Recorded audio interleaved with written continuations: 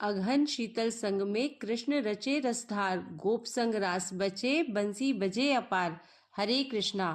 आप सभी का दिन शुभ और मंगलमय हो। भगवान श्री कृष्ण और श्रीमती राधा रानी की कृपा आप सभी पर सदा सर्वदा यूं ही बनी रहे। आज हम सुनेंगे मार्गशीर्ष मास का अगला अध्याय। श्री कृष्ण के चरणों में प्रणाम करते हुए हम आज का अध्याय आरंभ करते हैं। गोवर्धन पूजा का वर्णन सूत जी से सुनकर उपस्थित मुनिगण मगन हो गए। भगवान कृष्ण के प्रति वह श्रद्धा से भर गए। वन जंगलों पर्वतों से ही तो जीवन सुरक्षित रहता है। हरियाली ही हमारी रक्षा करती है। वन संपदा और पर्वतों के अभाव से भूमि ऊसर और मरुस्थल बन जाती है। हमारे वन पूजनीय है। वन के वृक्ष काटना, हरियाली को नष्ट करना, पहाड़ों को गिराना, तोड़ना महापाप है। भगवान कृष्ण ने वास्तव में गिरिवन पूजा कर एक नया मार्गदर्शन किया था। इस कारण सब मुनिगण उनकी प्रशंसा करने लगे। सबने भगवान कृष्ण की जय जयकार की। फिर शौनक जी बोले, हे सूत जी, गिरिराज की इस पूजा से इंद्र को क्रोध तो आया होगा। कृष्ण ने उनकी पूजा पर रोक जो की थी। तब सूत जी ने मुस्कुराते हुए कहा, आप सबको मैं वही आख्यान सुनाने जा रहा था। भगवान कृष्ण द्वारा अपनी पूजा रोक देने और गिरि गोवर्धन की पूजा देखकर इंद्र कुपित हो गया। गिरि गोवर्धन की पूजा उससे कहीं अधिक भव्य रूप में की गई थी। इस कारण यह भी ईर्ष्या का एक कारण बन गया। इंद्र ने अपने प्रिय पर भयानक मेघों को बुलाया। एक से एक विनाशकारी बिजलियों को आमंत्रण दिया। उन सबको बुलाकर कहा, तुम में राजभक्ति का कुछ भी अंश है तो मेरी आज्ञा का पालन करो, मेरे वचनों को सुनो। कृष्ण नामक एक गोप ने इस वर्ष मेरा बड़ा अपमान किया है। गोप समाज प्रतिवर्ष मेरी पूजा करता था। मैं उन सब पर प्रसन्न होकर उचित मात्रा में जल वर्षा कर उनका धन धान्य बढ़ाता था। उनकी एकमात्र जीविका गौओं को वर्षा कर पौष्टिक चारा उपलब्ध कराता था। पर इस वर्ष कृष्ण नामक एक गोप ने गिरि गोवर्धन को मुझसे श्रेष्ठ बतलाकर गिरि पूजा की। मेरी सर्वथा उपेक्षा कर दी गई है। अतएव तुम सबका यह परम कर्तव्य है कि मेरे इस अपमान का बदला लो। सभी मेघ इंद्र जी की बात सुनकर सहमत हो गए। अपने स्वामी के इस अपमान पर वह क्रोध से भर गए। तब इंद्र ने उनको आज्ञा दी, संपूर्ण वृंदावन में जल प्रवाह कर दो। आंधी तूफान और बिजली की कड़क से उन सबको तबाह कर दो। मैं भी ऐरावत पर बैठकर तुम सबके मार्ग निर्देशन के लिए आ रहा हूँ। जाओ, जल प्रलय कर दो। उसकी गौएं प्रलय में बह जाए, तमाम गोप डूब जाए, वृंदावन तबाह कर डालो। इंद्र के आदेश का पालन करते हुए समस्त बलशाली मेघ और भीषण गर्जना करने वाली दामनिया वृंदावन की ओर चल पड़ी। वृंदावन सूर्य के प्रकाश में हमेशा की तरह आनंद मग्न हो अपने कार्य में लगा था। यकायक आकाश में इंद्रधनुष छा गया। गोप बालक खुश होकर तालियां बजाने लगे। अचानक जबरदस्त आंधी शुरू हो गई। सभी वृंदावन वासी भागे, जहां जगह मिली छिप गए। आंधी के तत्काल बाद अत्यंत काले काले बड़े बड़े भयानक मेघ आकाश में आ गए। इतना अंधकार छा गया कि वृंदावन वासी अपने हाथ भी न देख पा रहे थे। ऐसा भीषण अंधकार, इसके साथ ही भयानक रूप से बिजलियां कड़कने लगी। मेघों की चिंगाड़ में शिशुगण रोने लगे। गोपगण घबरा गए। अत्यंत भयानक गरज गरज के साथ मनुष्य के हाथ के समान, हाथी के सूंड जैसी बांस के समान मोटी मोटी जलधाराओं को बहाते मेघ बरसने लगे। सारे पशु पक्षी प्राण बचाकर जहां जगह मिली वहीं प्राण रक्षा के लिए छिपने लगे। सूत जी ने कहा, हे मुनियों, ऐसा जल प्रलय शुरू हो गया कि गोपों में हाहाकार मच गया। संपूर्ण वृंदावन जलमग्न हो गया। पृथ्वी पर जल का स्तर बढ़ने लगा। देखते देखते घुटनों घुटनों पानी चढ़ने लगा। नदियों में बाढ़ आ गई। सरोवर उबल पड़े। बड़े बड़े वृक्ष टूटकर बहने लगे। संपूर्ण वृंदावन में हाहाकार फैल गया। तब भगवान कृष्ण बलराम से बोले, मैं गोवर्धन पर्वत के पास जा रहा हूँ। तुम सभी वृंदावन वासियों की गौओं और अपने सामान छकड़ों सहित वहां आने के लिए तत्काल कहो। इस प्रकार बलराम को आज्ञा देकर श्री कृष्ण मूसलाधार वर्षा में गोवर्धन रवाना हो गए। वहां पहुंचे तो गोवर्धन ने उनको प्रणाम किया। भगवान कृष्ण ने गोवर्धन को हिलाया और तब समूचे पर्वत को उठाकर अपने दाहिने हाथ की तर्जनी पर धारण कर दिया। भगवान का आदेश पाकर गोवर्धन ने अपना विस्तार 5 योजन का बना लिया था। नाना प्रकार से अपने में परिवर्तन कर सैकड़ों गुफाएं बना दी। उधर बलराम ने तमाम वृंदावन वासियों को तत्काल गोवर्धन रवाना होने के लिए कहा। मूसलाधार वर्षा में तमाम वृंदावन वासी अपना अपना आवश्यक सामान छकड़ों में भरकर अपनी अपनी गौओं को साथ लेकर गोवर्धन रवाना हो गए। मूसलाधार पानी में वे गिरते पड़ते चले जा रहे थे। उन सबको इस बात का विश्वास हो गया था कि इस बार इंद्र की पूजा नहीं की गई है। उसी कारण वह उन पर कुपित हो गया है। सबके सब गोवर्धन पर्वत आए।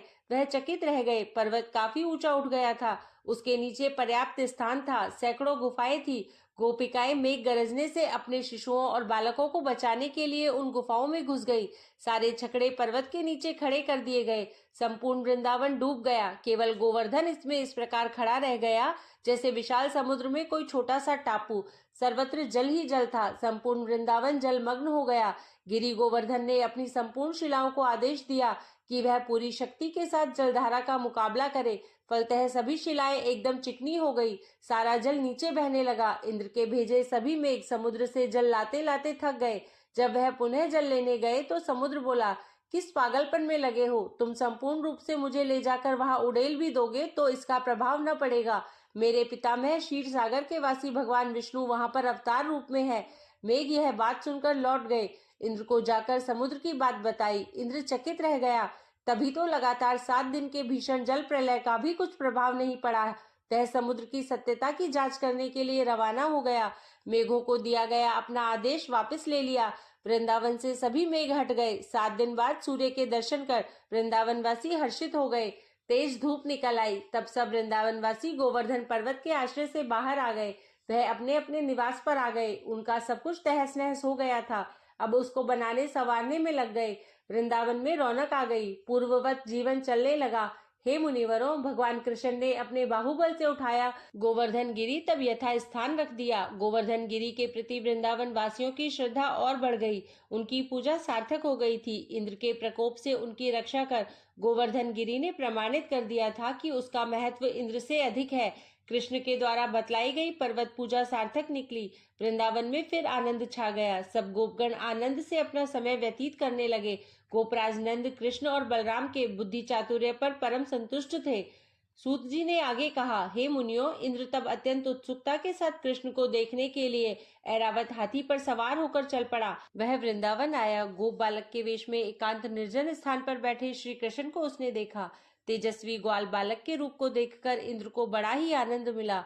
पृथ्वी के एक शिलाखंड पर उन्हें विराजमान देखकर वह श्रद्धा से भर गया। अपने योग बल से उसने स्मरण किया तो सामने उसे विष्णु भगवान दिखे। तब वनमाल धारण किए, अनुलेपन लगाए, हाथ में वज्र लिए, शरीर पर विद्युत का मुकुट पहने, कानों में कुंडल, गले हार डाले, इंद्र भगवान कृष्ण के सामने आए और श्रद्धा पूर्वक उनको प्रणाम कर कहा, हे महाबली, हे घनश्याम, अज्ञानवश मैं जान न सका, अतएव मेरा अपराध क्षमा किया जाए। आपने जो संरक्षण अपने भक्तों का किया है वह अत्यंत प्रशंसनीय है और ब्रज के कार्य और गौओं के प्रति आपकी इतनी रुचि देखकर मैं आपको अपना इंद्रपद देता हूँ। हे कृष्ण, दिव्य जल से पूरित कलश इस समय मेरे पास है। आप इसी समय मेरे पद पर प्रतिष्ठित हो। मैं देवताओं का इंद्र हूँ। आज से आप गौओं के इंद्र होंगे। हे श्री कृष्ण, आज से मैं आपको गोपेंद्र, गोपेश्वर और गोविंद का पद देता हूँ। कृपया उसे स्वीकार करें। भविष्य में आप इन नामों से भी जाने जाएंगे। इस प्रकार के वचन कहकर देवराज इंद्र ने मंदाकिनी जल से भरे कलश के द्वारा भगवान कृष्ण का अभिषेक कर उनको गोविंद पद प्रदान किया। तभी तमाम देवतागण हर्ष ध्वनि कर उठे। आकाश से पुष्पों की वर्षा हुई। सारे पेड़ पौधे भी प्रसन्नता से झूमने लगे। कोयलें किल्लोल करने लगी। देवराज इंद्र ने कहा, मुझे अब ब्रह्मा से हुआ वार्तालाप स्मरण आ गया है। आपका अवतार हो चुका है, इसका ज्ञान मुझे न था, पर अनजाने किया गया दुस्साहस आप क्षमा कर देंगे। हे गोविंद, ब्रह्मा जी की इच्छानुसार कंस, केशी और अक्रूर अरिष्ट जी का शीघ्र आपको वध करना है। इसके बाद आप सुखपूर्वक राज करते रहेंगे। और तब इंद्र ने करबद्ध कृष्ण से निवेदन किया, हे कृष्ण, तुम्हारी बुआ कुंती ने मेरे अंश से अर्जुन नामक पुत्र प्राप्त किया है। तुम उसके साथ मित्रता रखना, उसके सहायक और रक्षक बने रहना। वह तुम्हारी रक्षा से महान यश प्राप्त करेगा। भारत में उसके समान धनुर्धारी कोई न होगा। हे कृष्ण, तुम अर्जुन के स्थान पर मुझे ही समझना। देवराज इंद्र के यह वचन सुनकर कृष्ण ने प्रसन्नता पूर्वक कहा, हे इंद्र, जो कुछ तुमने कहा है उसका मैं यथाशक्ति पालन करूंगा। मेरी बुआ कुंती पांडु की पत्नी है, पर अर्जुन का जन्म तुम्हारे द्वारा हुआ है, यह बात मुझे विदित है। धर्म के द्वारा युधिष्ठिर, पवन से भीम, अश्विनी कुमारों के द्वारा उनकी दूसरी पत्नी से नकुल और सहदेव हुए हैं। कुंती का अवैध पुत्र कर्ण था, जो अब सूत पुत्र हुआ है। शाप के कारण राजा पांडु को अलग रहना पड़ रहा है। धृतराष्ट्र के पुत्र दुर्योधन आदि युद्ध चाहते हैं। अतएव हे इंद्र, तुम वापस जाकर देवताओं का लालन पालन करो। जब तक मैं इस पृथ्वी पर हूँ तब तक अर्जुन का अहित न होगा। सब पांडव भी अक्षत देह से रण में टिके रहेंगे। सदा सेवक के समान मैं अर्जुन की प्रत्येक इच्छा को पूरी करूंगा। तुम निश्चिंत रहना। सूत जी ने कहा, हे मुनिवरों, इंद्र कृष्ण के यह मधुर वचन सुनकर परम प्रसन्न होकर निज घर को वापस लौट गया। भगवान कृष्ण कुछ देर बाद उस शिलाखंड से उठकर गोप के बालकों के पास आ गए। उनमें साधारण गोप बालक के समान वह हिल मिल गए। हे मुनिवरों, भगवान कृष्ण का यह रूप देखकर कोई कल्पना भी नहीं कर सकता था कि वह विष्णु के अवतार हैं। वह बाल मुकुंद क्रीड़ाएं करते हुए वापस लौटकर आ गए। सूत जी ने शौनक आदि ऋषियों को आगे का वृतांत सुनाते हुए कहा, एक दिन गोधूली की बेला में जब कृष्ण गोप बालकों के साथ खेल रहे थे, तो उस समय गौओं को भयभीत करता एक भयानक राक्षस वहां आया। गाय भयभीत होकर चारों ओर भागती नजर आई। गौ समूह में भगदड़ मच गई। वह अत्यंत भयानक सांड का रूप रखकर आया था। बुझे हुए अंगारे के समान उसकी देह का रंग काला था। दोनों सींग अत्यंत नुकीले थे। आंखें सूर्य के समान चमक रही थी। पांव छुरे के समान थे। कुकुंद अर्थात कंधा अत्यंत ऊंचा था। उसकी पूंछ अभिमान के साथ ऊपर उठी थी। उसकी संपूर्ण देह गोबर से सनी थी। उसने अपने आघात के द्वारा कई घरों के छप्पर गिरा दिए थे। उसे देखते ही गौएं कांपने लगी थी। आते ही उसने कई गायों को, बछड़ों को अपने तीक्ष्ण सींगों से प्रहार कर घायल कर दिया था। तब गौओं में भगदड़ मच गई। वह कृष्ण की ओर भागकर आने लगी। कृष्ण ने यह दृश्य देखा तो उसे अपनी ओर आकर्षित करने के लिए उन्होंने ताली बजाई। तब वह असुर रूपी सांड उनकी ओर बढ़ा। मुनिवरों, कंस द्वारा भगवान श्री कृष्ण का वध करने के लिए विशेष रूप से भेजा था। अतएव कृष्ण का इस प्रकार ताली बजाकर उसे बुलाना अच्छा लगा। वह सतर्कता के साथ घात लगाकर कृष्ण की ओर बढ़ा। अचानक एक ही बार में कृष्ण का पेट फाड़ डालने के उद्देश्य से वह वायु वेग से झपटा, पर पहले से सतर्क कृष्ण ने उसका अगला भाग कसकर पकड़ लिया। इस प्रकार पकड़ने से उसकी नाक और थुथुन से रक्त प्रवाह होने लगा। उसने भी अपनी पूरी शक्ति लगा दी और कृष्ण को पीछे धकेलना चाहा, पर कृष्ण अड़िग खड़े रहे। अचानक यह दृश्य देखकर सब गोप गोपिकाएं दौड़कर आ गई। सामने दो विशाल पर्वत एक दूसरे से टकरा रहे थे।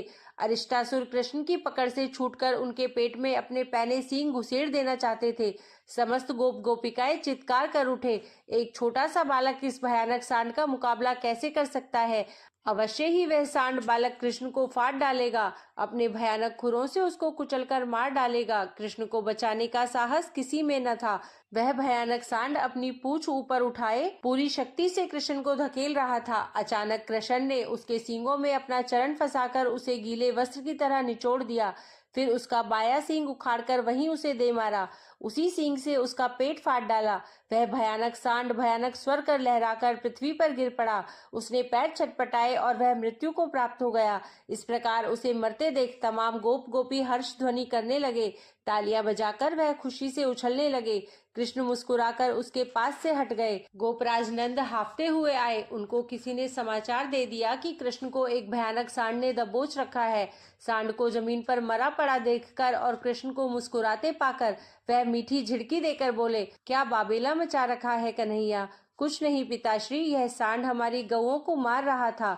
नंद बोले, तुझ पर हमला भी कर रहा था? हाँ, लपका था, पर पैर लड़खड़ा गए, अपने आप गिरकर मर गया। चल नटखट। और नंद कृष्ण का कान पकड़कर घर वापस आ गए। मुनिवरों, यह दृश्य अत्यंत आनंददायक था। भगवान विष्णु एक भोले बालक के समान चले जा रहे थे। गोपराज नंद ने उनके कान पकड़ रखे थे। वह बिगड़ रहे थे कि कृष्ण अपनी शरारतों से बाज नहीं आ रहा है। वह कुछ न कुछ शैतानी करता रहता है। कभी सांप को मारता है, कभी सांड को, कभी पहाड़ को पकड़े खड़ा रहता है। आखिर वह इतना शरारती क्यों हो गया है? घर पर शांति के साथ क्यों नहीं बैठता? गोपराज नंद डांट फटकार करते कृष्ण को लेकर अपने निवास पर आ गए। सूत जी बोले, हे मुनिवर, उधर अरिष्टासुर के वध का समाचार सुनकर कंस चिंता में पड़ गया। शक्टासुर, पूतना, कालिया, प्रलंब, धेनुक और यमलार्जुन वृक्षों का पतन, गोवर्धन धारण और अब अरिष्टासुर की मृत्यु। उसे लगा शहने शहने उसकी भी मृत्यु पास आ रही थी। कंस अत्यंत चिंतामय हो गया। उसकी नींद उड़ गई और रात के समय जब मथुरा की सारी जनता सो रही थी, तब कंस ने अपने पिता, बंधुगण सत्यक, दारुक, वैतरण, भोज, विकंदु आदि को अपने पास बुलाया। साथ ही विष्णु, अक्रूर, कृतवर्मा, भूरिश्रवा को भी खबर भेजकर बुला लिया। हे मुनिवर, तब वह सबसे कहने लगा, आप भी कार्यकुशल, वेदों में पारंगत, न्याय का आचरण करने वाले तथा धर्म, अर्थ, काम त्रिवर्ग के प्रवर्तक है। आपने अपने सभी कर्तव्यों का पालन किया है। आपने अभिमान रहित होकर मेरा साथ दिया है। आप सबके कारण ही मेरा जीवन इतना वैभवशाली और गौरवपूर्ण हो सका है। पर आप जैसे लोगों के रहते हुए भी मेरा शत्रु बराबर विजय प्राप्त करता जा रहा है और अब वह मेरे प्राणों का संकट बनता जा रहा है, तो आप लोग इसकी उपेक्षा क्यों कर रहे हैं? उसकी यह बात सुनकर सब चकित हो गए। भूरिश्रवा ने कहा, कोई आपका शत्रु बनकर जीवित भी रह सकता है, इस पर हमें आश्चर्य है। कृपा पूर्वक आप सारी बात खुलकर कहे ताकि हमारी समझ में आए कि आपका आशय क्या है। भूरिश्रवा की इस बात पर कंस हंसकर बोला, हाँ, मैंने इस विषय में आप लोगों से बहुत कुछ गुप्त रखा है, पर अब स्पष्ट रूप से बतला रहा हूँ। मेरे शत्रु नंदगोप का पुत्र समुद्र के समान दिन पर दिन वृद्धि प्राप्त कर मेरा और मेरे कुल का नाश करने में लगा है। मेरे गुप्तचरों की असावधानी के कारण वासुदेव ने अपने पुत्र को नंद के घर भेज दिया है। सभासदों नारद मुनि मेरे पास आए। उन्होंने मुझे बतलाया कि देवताओं ने मेरा बढ़ता प्रभाव देखकर मेरा वध करने की योजना बनाई है। देवकी के गर्भ से उत्पन्न 8वीं संतान बालक मेरा परम शत्रु होगा और वही मेरा वध करेगा। सभासदों, ऐसा लगता है यह 8वीं संतान है। चतुराई के साथ वसुदेव ने इसको नंदगोप को सौंप दिया है। वह गोप मुझसे युद्ध करने को तत्पर हो रहा है। वह अवश्य ही मेरे पूर्व जन्म का काल है। यही कारण है कि वह मनुष्य देह धारण करके साधारण गोप बना है। शमशान में जिस प्रकार अग्नि छिपी रहती है, उसी प्रकार कृष्ण के रूप में कोई देवता छिपकर मेरा अंत करने के लिए आया है। सूत जी ने कहा कि कंस की इस बात पर सभी हैरान रह गए। वे समझ गए कि कंस का आशय क्या है। कंस कुछ क्षण मौन हो अपने सभासदों को देखता रह गया, फिर बोला, अभी खांडव वन में नारद पुनः मिले थे। उन्होंने सारा रहस्य खोला कि देवकी की संतानों को नष्ट करने का जो संकल्प मैंने किया था, वह वसुदेव ने किस प्रकार विफल कर दिया। जिस कन्या को मैंने पछाड़ा था वह यशोदा की थी। वासुदेव का पुत्र तो कृष्ण है। यशोदा की उस कन्या ने शुंभ निशुंभ का वध कर दिया है और इस समय अपने गुणों के साथ विंध्याचल पर्वत पर रह रही है। कृष्ण के साथ जो बलराम है वह भी वसुदेव का पुत्र ही है। मेरा अन्न जल ग्रहण कर वसुदेव मेरे ही वंश का नाश कर रहा है। अतएव हे अक्रूर, आप गोपों के पास जाओ, नंद आदि से कहो कि वार्षिक कर लेकर वह मथुरा आए। मैं उनके दोनों पुत्रों को भी देखना चाहता हूँ, अतएव उनको लेकर अवश्य आए। हे मुनियों, कंस कहता गया, उनसे कहना अपनी चचेरी बहन के पुत्रों को मैं देखना चाहता हूँ। सुना है कि बालक मल्ल युद्ध में चतुर है। अपने मल्लों से मैं उनकी कुश्ती कराऊंगा। साथ ही यह भी कहना कि मैं धनुष यज्ञ का आयोजन कर रहा हूँ, इसमें अवश्य आए। अक्रूर, आप शीघ्रता पूर्वक जाकर नंद के दोनों बालकों को साथ ले आए।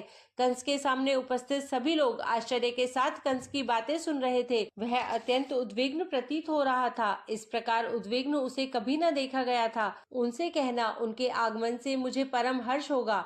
यदि मेरी आज्ञा पाकर भी वह न आए तो उन दोनों के प्रति मैं शत्रु भाव रखकर दंडित करूंगा। अतएव तुम अपने मधुर वचनों से उन सबको फुसला कर ले आओ। यदि तुम वासुदेव के पक्ष में न होगे तो मेरा यह कार्य अवश्य करोगे। तब कंस के इस आक्रोश भरे वार्तालाप को सुनकर वासुदेव मौन बैठे रह गए। अन्य लोगों को कंस की वह सब बातें अनर्गल प्रलाप लगी। वह अब सिर झुकाकर बैठे रह गए और मन ही मन कंस की निंदा करने लगे। वह तो उनको पागल सा प्रतीत हो रहा था।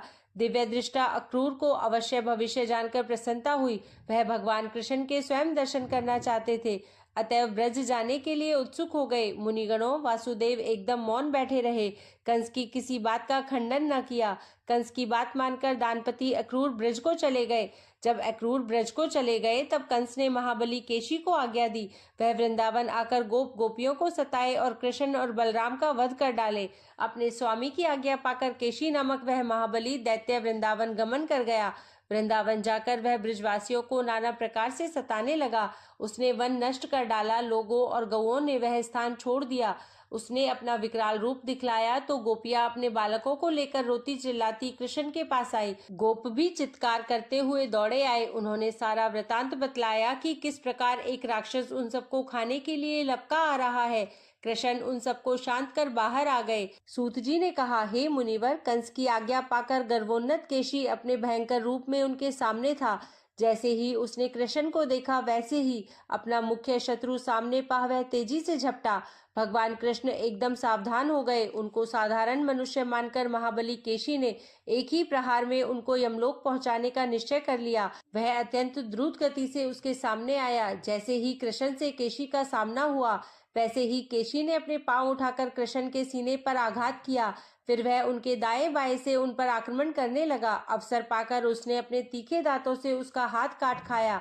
उस समय अत्यंत क्रोध के कारण उसका बल और भी बढ़ गया। उसने श्री कृष्ण की छाती फाड़ देनी चाहिए।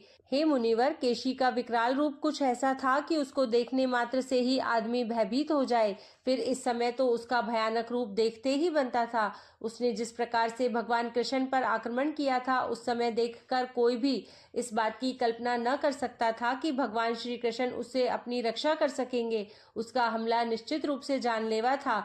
तभी हठात कृष्ण ने अपना पूरा हाथ उसके मुंह में घुसेड़ दिया। उसके होंठ फट गए, आंखें बाहर निकल आई।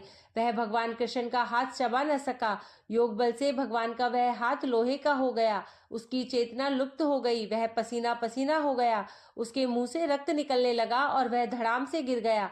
पर्वत गिरने के समान उसके शरीर के गिरने की आवाज आई। श्री कृष्ण ने अपनी भुजा उसके मुंह में डाल उसका मुंह ही फाड़ दिया। तब भगवान ने उसका शरीर दो टुकड़े कर फेंक दिया। फिर वह हंसने लगे। हे मुनिवर, केशी को इस रूप में देखकर सब हर्षित हो गए। उनका भय और विघ्न नष्ट हो गया। तब तक कृष्ण का कौतुक देख सबको विश्वास हो गया कि गोपराज नंद का लड़का कृष्ण अतुल बलशाली है। बलराम भी उससे कम नहीं है। अतएव संपूर्ण ब्रजवासी इस बात से निश्चिंत हो गए कि कोई उनको सता नहीं सकता है।